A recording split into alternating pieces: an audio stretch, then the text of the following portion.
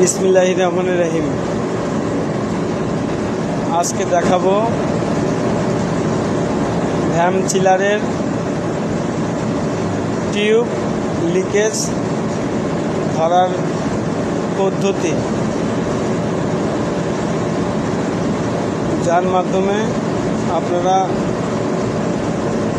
বুঝতে পারবেন ভ্যাম চিলারের ঠিক কতগুলো টিউব লিকেজ আছে এবং তা পরবর্তীতে আপনারা মেরামত করে নিতে পারেন।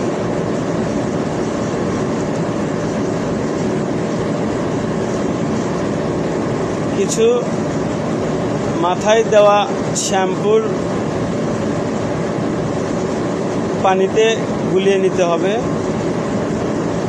শ্যাম্পুর ফেনা করে টিউবের গায়ে লাগিয়ে দিতে হবে এবং ভ্যাম চিলারে নাইট্রোজেন পুশ করতে হবে। তাহলেই এই রকমভাবে বাবল আসবে। যেগুলো দ্বারা বাবল আসছে